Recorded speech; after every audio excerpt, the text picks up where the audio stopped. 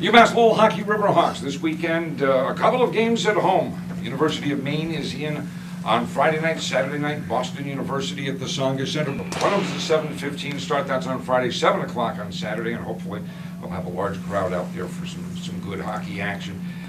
Joining us now, the head coach of your UMass Lowell Hockey Riverhawks, Norm Bazin. Norm, welcome.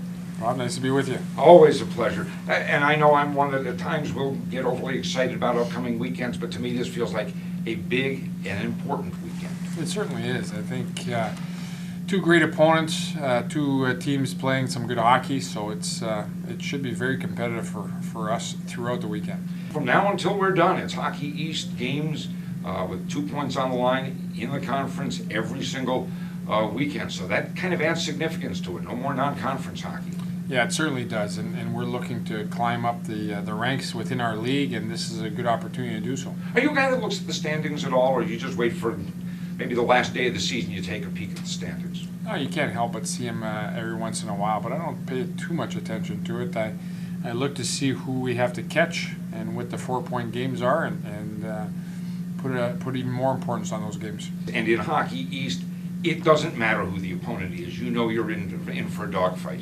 Yeah, no question. I think Northeastern, had some good games against us. We had some good games against Notre Dame, so now it's a clean slate here. We're looking to get above the 500 line and stay there.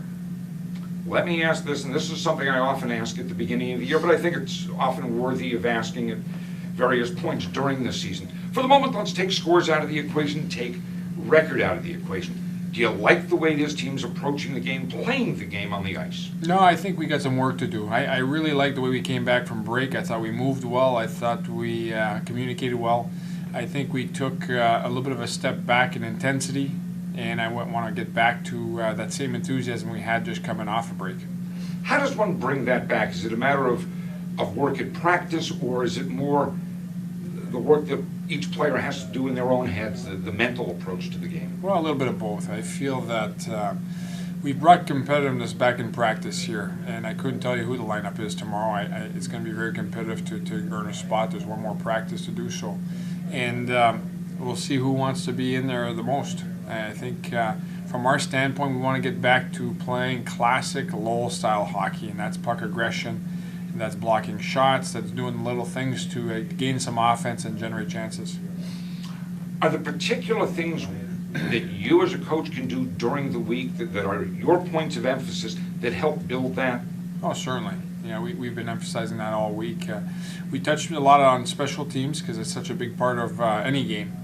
But more importantly than that, I think we got to get back to owning the bulk of the offensive zone play, puck possession time. And I thought we got away from that a little bit the last two games. Why does one get away from it? Is it intensity?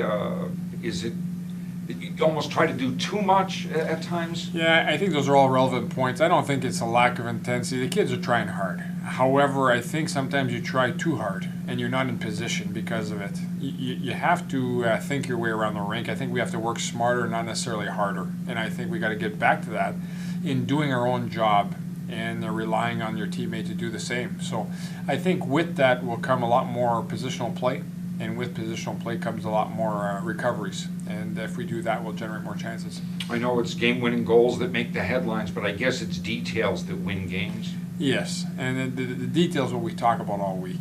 We got to get back to the strong Lowell-style details. And if you do that, the byproduct will be some success on the ice. We talked about, you said, I think the phrase you used was puck aggression. I know I've heard you over the years talk about puck pursuit, puck possession. I guess those day in and day out are the points of emphasis with this program? Yeah, they are this, especially this week. But overall, you got to play to your identity.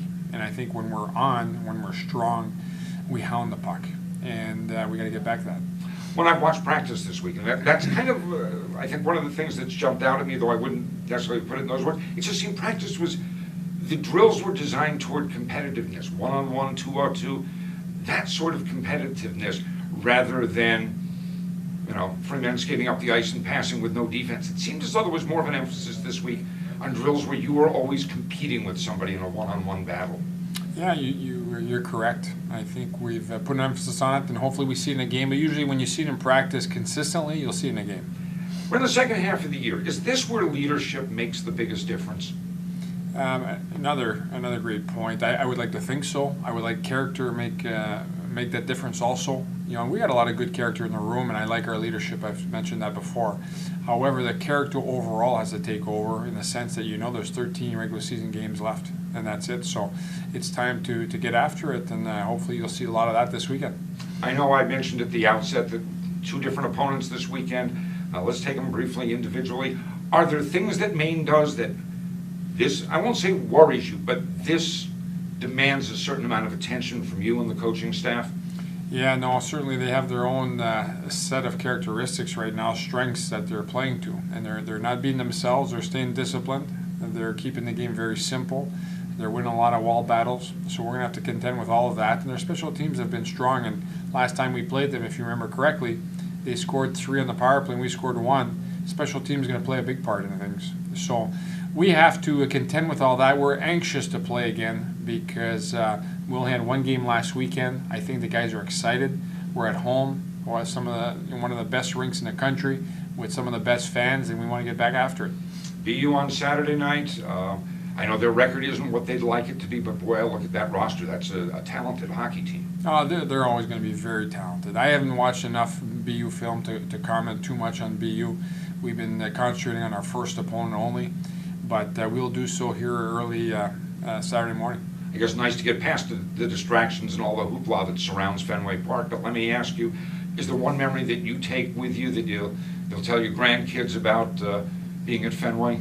Well, there's one photo I'm going to frame, and that's the national anthem when the flag came down, and you're looking at it's truly historic. It's what a wonderful time that was.